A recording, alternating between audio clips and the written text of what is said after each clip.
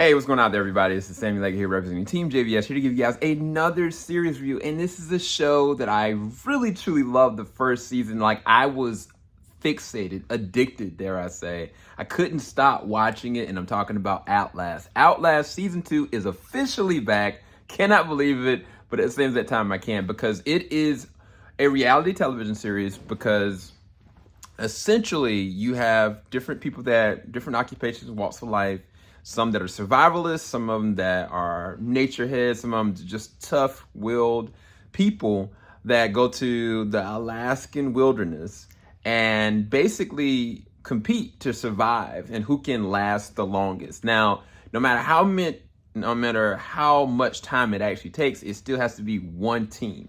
The big key thing about this show, if you haven't seen the first season, is that you are required to be a part of a team. So it's not like you have to have at least two people together to be able to finish. If you are the last person in your group that has to leave or something happens, you just can't make it, then you have to make a choice, either go into another group or you have to basically shoot your flare and leave.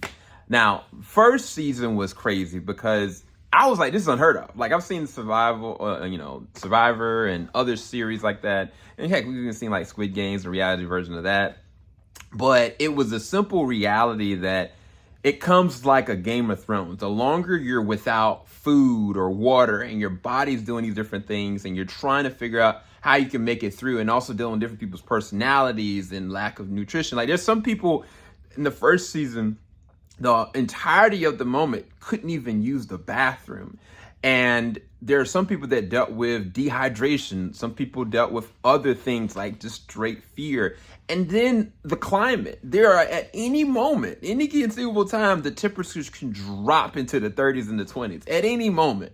And it's always constantly raining. If you don't have a good supply of water or resources or a good team that works together, you could legit perish out there. And so they do have medical teams on site in the event of something happening, but there's only so much they can do, because if for whatever reason a medical person says this is on the borderline, I don't know if you can make it, you might have to go home, then that person has to leave. If it's a situation where, it's like, you can maybe keep making it, and they can make that decision. Now, with the second season, they add certain other levels to this. There are certain things that they kind of add to make the competition go longer and also make it way more competitive, and certain conditions that you just wouldn't expect. Like, one of the people here has got like a leg injury. Another person is a lot older. They've never been a survivalist. Other people, they just haven't worked with other teams, and so they are very cutthroat. The personalities is the thing that makes this so interesting.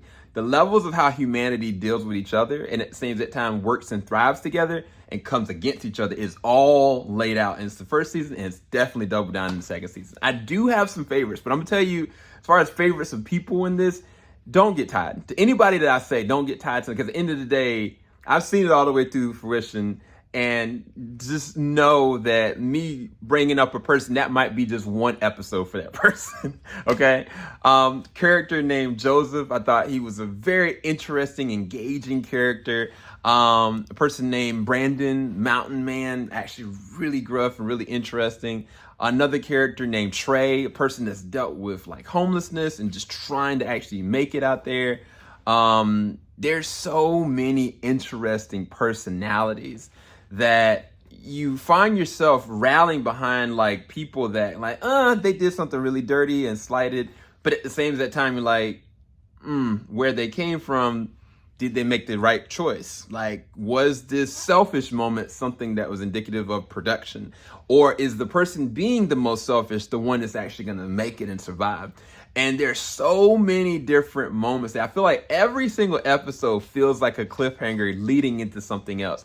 The way that they do I think the budget for this one was elevated, because even some of the shots were done really well in this one. They kind of allowed you to be able to see like fully what people were dealing with.